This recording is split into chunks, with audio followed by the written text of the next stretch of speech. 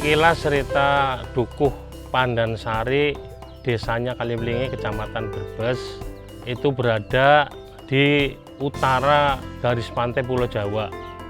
Sejarahnya bahwa kampung ini dulu itu terjadi karena banyak sedimentasi di sekitar pantai, sehingga terbentuklah kampung yang namanya Pandansari.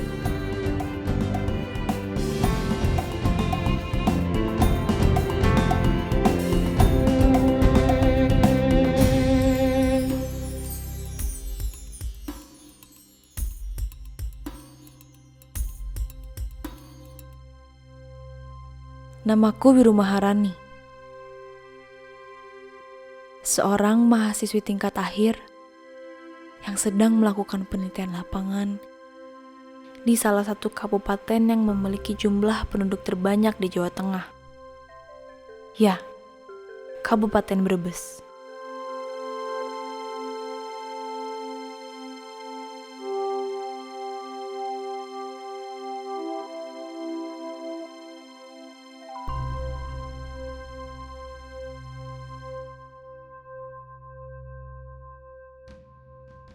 Ngenalaken arane aku Rusjan, kebenaran dipercaya karo masyarakat dadi ketua kelompok masyarakat pelestari hutan pesisir, sekaligus dadi ketua kelompok Pok Darwis, dan ada tambahan maning dadi komandan satuan tugas jaga segara, yaitu Pak Wasmas.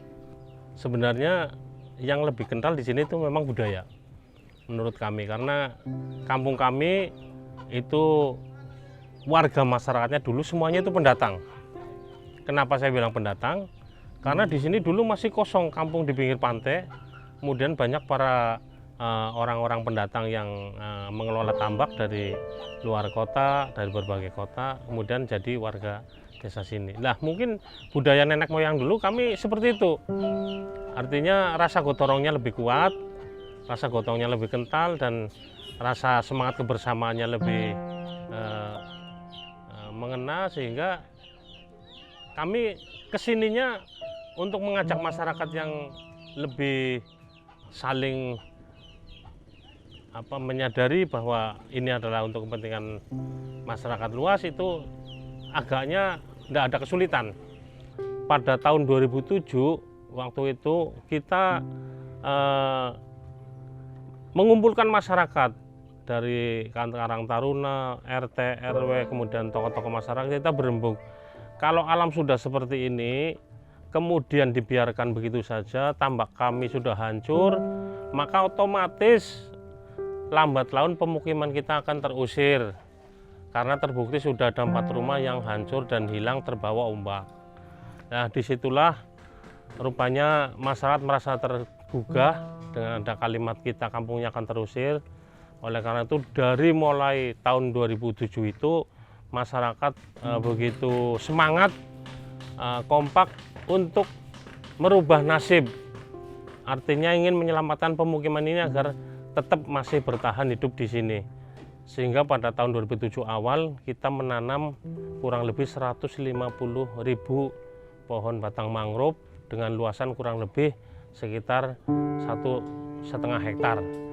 Kalau kita lihat tadi itu berada di jembatan ke arah timur. Nah, disitulah kami mencoba menanam, sekalipun banyak tantangan dari masyarakat. Loh, ngapain Pak Rusjan ngajak-ngajak kita nanam? Sedangkan yang namanya ombak, yang namanya erob itu tidak bisa dibendung dengan apapun. Kok ngajak-ngajak nanam, membadir, percuma, itu dibantah oleh masyarakat. Tapi kami mencoba untuk mengajak dan untuk memberikan arahan bahwa ternyata mangrove yang sudah tumbuh dengan baik itu akarnya akan saling mengikat dan bisa menguatkan untuk bisa menjadi penghalang ombak. Hidup ini agar bermanfaat bagi orang lain. Jadi itu prinsipnya. Dengan buat apa kita punya ilmu nggak dimanfaatkan untuk orang lain? Buat apa kita punya tenaga nggak dimanfaatkan untuk orang lain? Buat apa kita punya harta dimiliki sendiri nggak bisa berbagi? Jadi tolonglah, hidup ini harus bermanfaat buat orang lain, itu prinsip. Jadi saya enggak apa sekali 2 kali setiap pertemuan saya ngomong seperti itu. Jadi itu moto kami, membuat anak-anak biar semangat bahwa hidup adalah semangat dan bisa bermanfaat bagi orang lain. Ya, di sanalah aku ketika itu. Seorang diri, menginjakan kaki di sebuah tempat yang bahkan belum pernah aku kunjungi sebelumnya. Tapi tentu, ketangguhan dalam diriku ini akan menguatkan tekadku mencari berbagai informasi untuk melengkapi bahan tugas akhir kuliahku. Aku yakin akan ada banyak hal yang bisa aku ceritakan dalam perjalanan kali ini. Terlebih, jika bicara tentang alam dan budaya, Indonesia tidak akan ada habisnya.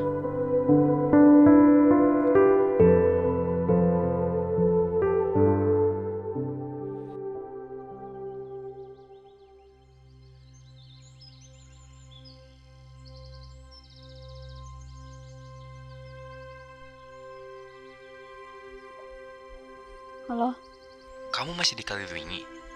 ya, kenapa? Kamu baik-baik aja kan di sana? Ya, aku baik. Desa Kaliwingi indah. Masyarakatnya juga ramah. Oh iya, gimana risetnya? Masih berjalan. Ya, walaupun ada sedikit hambatan. Narasumbernya masih belum bisa ditemuin. Udah, cuma ada beberapa jadwal yang harus disesuaikan. Apa perlu aku bantu kamu di sana? Gak usah, makasih. Aku bisa sendiri kok. Udah dulu ya. Aku berburu, udah ada janji. Untuk mengajak masyarakat kampung bareng-bareng dandani kampung, dandani alam, kendala, tantangan, hambatan luar biasa. Tapi nyong percaya, nyong yakin Gusti Allah mboten sare. Sacuil apapun sing dilakukna menungsa mesti ana imbalane.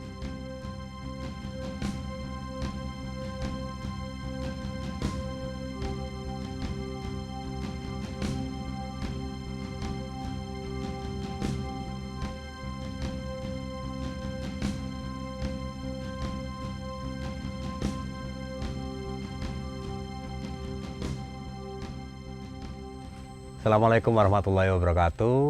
Kenalaken nyong Mas Hadi. Nyong warga Dukuh Pandansari, Desa Kaliwingi. Dina kiye nyong menyampaikan sesuatu yang mungkin ana manfaate nggo sampean kabeh.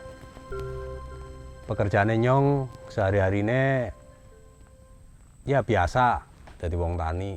Cuman tuntutan lingkungan, tuntutan kondisi alam, sampai akhirnya nyong terlibat ataupun ngeblung atau masuk ke pelestarian konservasi lingkungan, khususnya mangrove ataupun bako-bako. Seiring berjalannya waktu,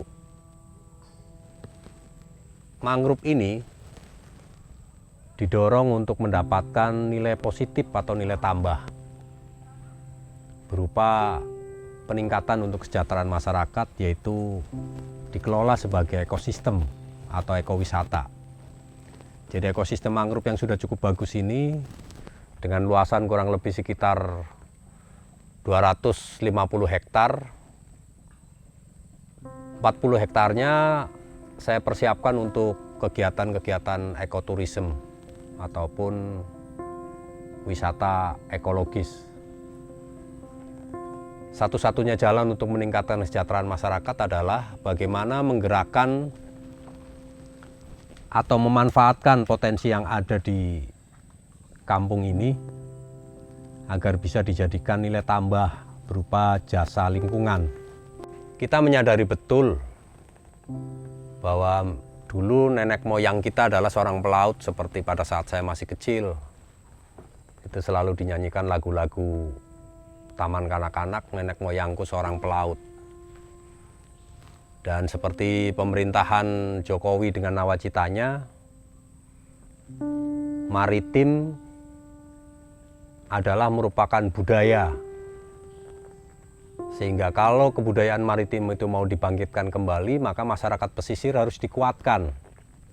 Dan alhamdulillah dari sektor pariwisata ini, teman-teman sudah mulai mendapatkan perhatian dari peningkatan ekonomi, di samping tetap melakukan pelestarian alam. Sehingga ini yang dimaksud dengan ekonomi selaras dengan alam. Sehingga manusia itu kalau sudah selaras dengan alam, alam pun akan memberikan nilai positif ataupun nilai lebih kepada kita. Pekerjaan lingkungan tiada akhir dan tiada tepi. Dan sampai kapanpun ini merupakan awal. Kami masih membutuhkan kader-kader lingkungan, kader-kader pesisir, masyarakat pesisir tangguh yang bisa menjaga kelestarian alam. Tidak hanya di Brebes. Semua anak-anak muda yang ada di pesisir atau mereka-mereka yang ada di hutan-hutan kemudian peduli terhadap lingkungan, mari bergerak bersama. Karena sejatinya alam ini sedang menunggu perubahan dari kita untuk berperilaku yang lebih bijak. Sehingga saya berharap dan saya tetap akan berdoa, alam biar tetap lestari. Bumi biar tetap menjalankan rotasinya sesuai dengan kenyataan. Tetapi alam apabila dirubah arahnya, maka dia pun akan membalikkan dengan bencana. Sehingga saya berharap ke depan pun masih ada kader-kader lingkungan, masyarakat-masyarakat yang peduli lingkungan. Karena sejatinya segala sesuatu harus bisa selaras.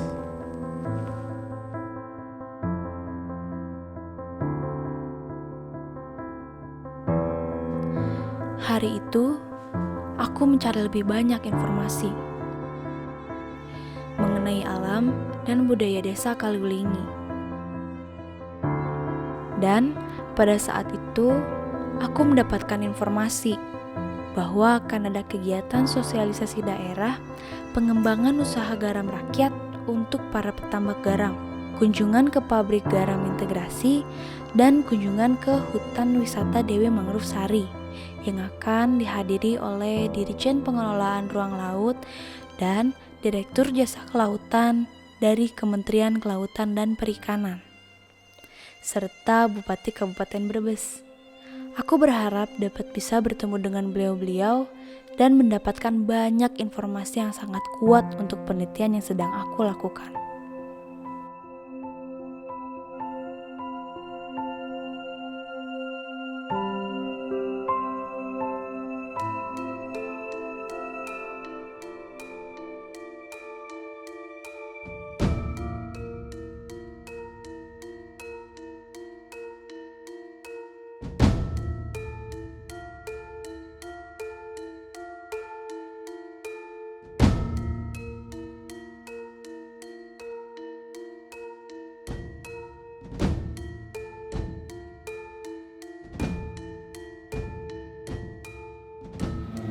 Kami sangat memperhatikan sekali masyarakat pesisir.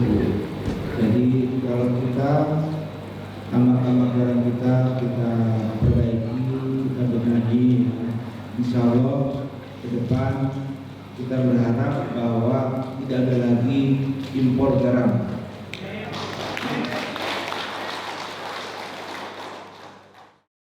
Aku tidak akan lupa hari itu. Mungkin aku terlalu kelelahan di hari sebelumnya. Hingga hari itu, aku melewatkan beberapa agenda yang seharusnya aku datangi untuk mendapatkan informasi. Namun, tekad dan semangatku tidak pernah berhenti begitu saja. Di sana, aku berupaya penuh untuk mengejar informasi yang terlambat aku dapatkan.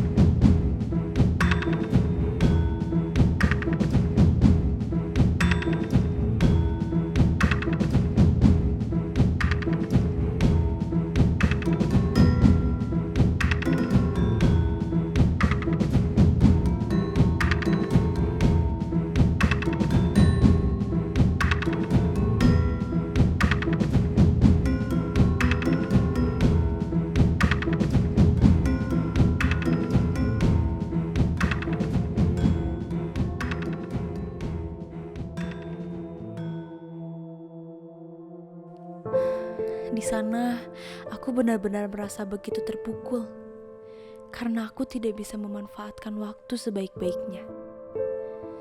Meski aku pun mengetahui sebelumnya bahwa tidak hanya di lokasi itu saja kegiatan berlangsung. Namun, ada beberapa kunjungan lain yang didatangi langsung oleh beliau-beliau. Salah satunya adalah pabrik garam integrasi milik Pak Suginoto, seorang tokoh petambak garam dan ketua koperasi garam Mutia Fajar Harapan. Program Pugar atau Usaha Garam Rakyat adalah program yang merupakan amanah dari Undang-Undang 7 tahun 2016, yaitu perlindungan pemberdayaan nelayan, pembudidaya ikan, dan petambak garam. Dan kita sudah melakukan 4 pendekatan dalam program Pugar ini, tidak hanya produktivitas, kualitas, tetapi juga kontinuitas dan membangun kelembagaannya. Program Pugar diharapkan menjadi bagian dalam membangun kepercayaan diri petambak untuk berpartisipasi aktif memproduksi garam berkualitas untuk kemajuan bangsa. Terima kasih. Pada para petambak garam, saya harapkan tetap semangat memproduksi garam yang berkualitas supaya kita tidak impor garam lagi.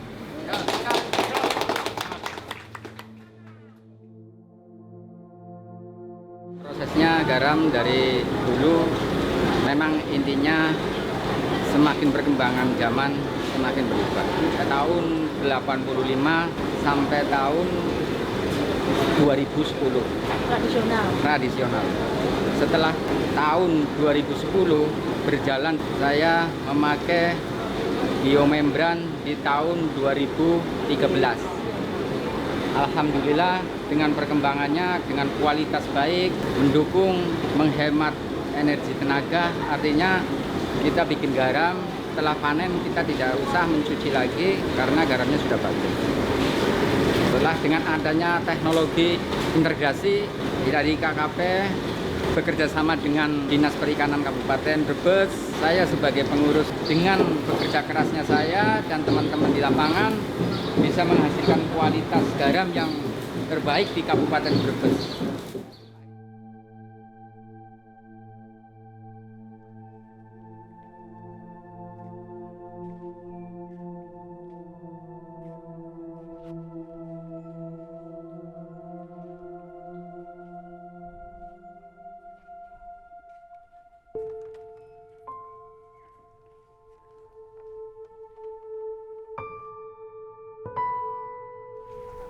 Ya, Biru, aku kayaknya mau berangkat ke sana. ngapain kamu kesini? Lagian aku juga udah mau pulang. Kenapa? Emang kamu udah beres risetnya? Belum. Tapi kayaknya untuk riset sekarang cukup dulu. Jangan bilang kamu gagal lagi risetnya. Kamu nggak perlu tahu, itu urusan aku. Aku mau nemenin kamu di sana. Gak usah. Makasih banyak. Aku nggak perlu itu.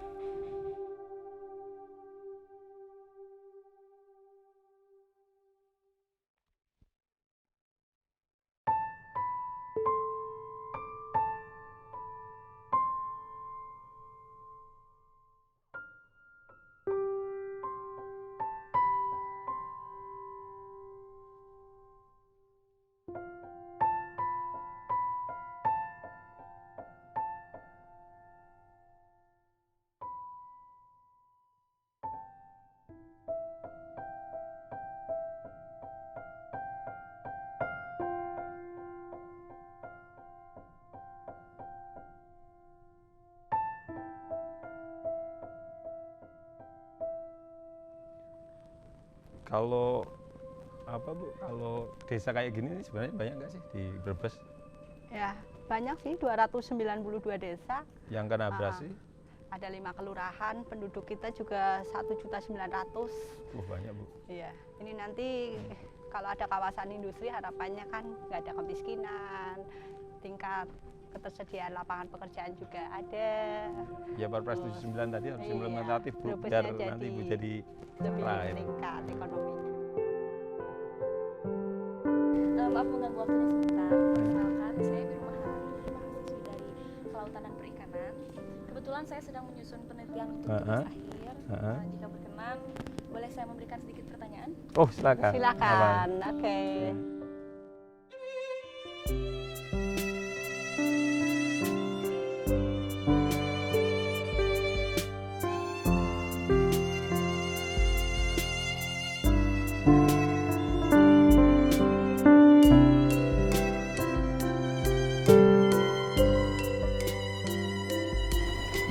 Pertanyaan terakhir, Pak. Pesan dan harapan apa yang ingin Bapak dan Ibu sampaikan? Khususnya untuk masyarakat di sini dan umumnya untuk masyarakat luas. Kalau Pandansari ini adalah contoh pengembangan desa wisata bahari yang dilakukan oleh Kementerian Kelautan dan Perikanan. Jadi ini kami akan mengembangkan hampir 500 desa yang sama dan Pandansari ini adalah sebagai contoh. Sehingga kami berharap upaya mengembangkan desa wisata bahari itu pertama adalah kita bisa mengembalikan ekosistem seperti inilah mangrove dan lainnya yang dulunya kena abrasi sekarang menjadi lokasi wisata. Yang kedua yang pasti adalah meningkatkan pendapatan masyarakat. Ada alternatif lain, ada warung yang dibuka, ada penginapan, guest house yang dibuka. Nah itu menjadi alternatif masyarakat selain sebagai nelayan. Dan itu akan kita kembangkan di lokasi dan Pandansari adalah contohnya. Gitu. Pak, bagaimana menurut Ibu? Ya, jadi kalau saya Mangrove Sari ini saya bikin sebuah pusat keramaian. Pertama untuk tempat wisata, yang kedua untuk UMKM biar mereka itu bisa menghasilkan. Terus tempat untuk mereka berkunjung ke sini. Makanya kemarin di 2017 kami pemerintah daerah menganggarkan trafficking 1 kilo kurang lebih guna untuk biar mereka itu bisa putar-putar jalan-jalan di Mangrove Sari ini. Luar biasa. Brebes sejen karo liyane Mangrove Sari langka padane.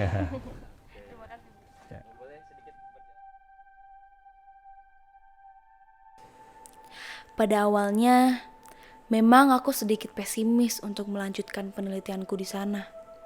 Terlebih, di situasi yang sama, seseorang yang berusaha terus menghubungiku itu memaksa untuk bisa menemani proses penelitianku di sana.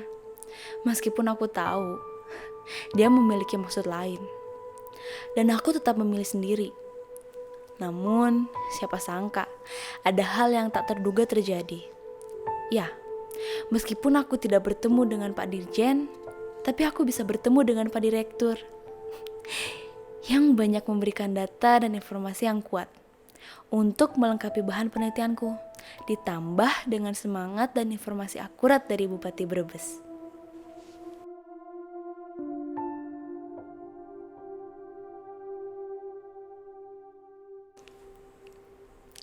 Hari itu adalah hari terakhir penelitianku di Desa Kaliwlingi. Tentu hal yang paling menarik adalah mengetahui lebih banyak informasi mengenai beberapa tempat menarik lainnya yang ada di sana. Ya, pada waktu itu aku menggali informasi ke salah satu pembatik di Sanggar Batik Khas Brebes. Siapa yang tak mengenal batik? Sebuah kain bermotif khas yang telah diakui oleh UNESCO sebagai salah satu warisan kemanusiaan untuk budaya lisan dan non-bendawi milik Indonesia.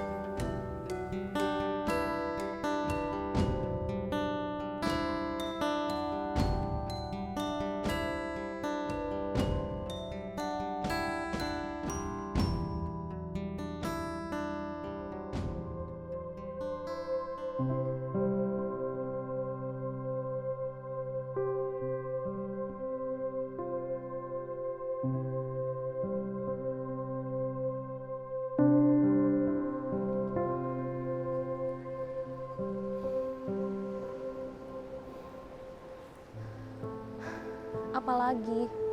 Kamu di mana? Aku masih di Desa Kaliwlingi. Kenapa? Aku udah sampai di Brebes. Ngapain kamu kesini? Aku mau bantu kamu, Biru. Aku nggak butuh itu. Kamu harus ingat ya. Kamu itu udah bukan siapa-siapa aku lagi. Kamu udah punya dia.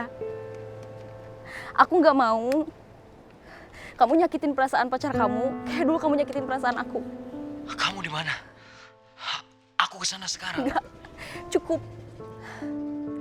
Makasih sebelumnya. Maaf, tapi kamu harus jaga perasaan dia.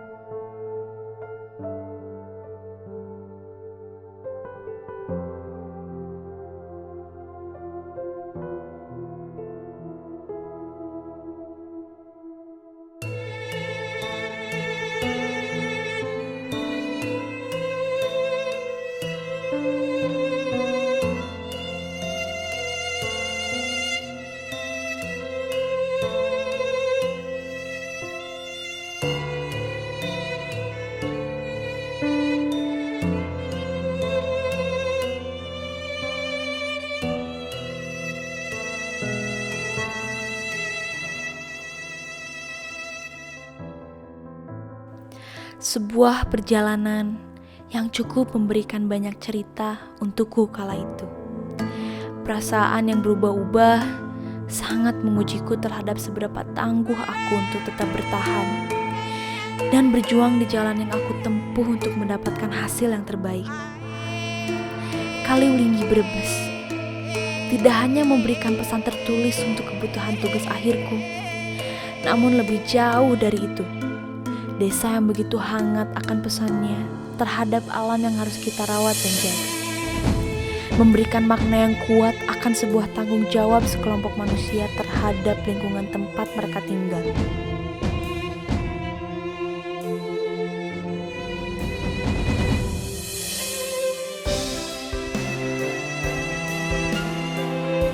Bahkan, makna budaya yang terkandung melalui mata pencaharian yang mereka geluti sejak sekian lama memberikan pesan tersendiri tentang betapa kayanya Indonesia.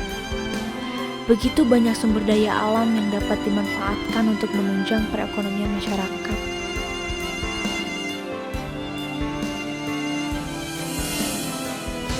Aku sangat bersyukur memiliki kesempatan yang sangat berharga ini. Semoga kisahku memberikan banyak pesan yang bermanfaat untuk siapapun yang mengetahuinya. Inilah aku, dengan bangganya menjadi wanita tangguh, terlahir di negara yang kaya akan kesuburan tanah dan lautan.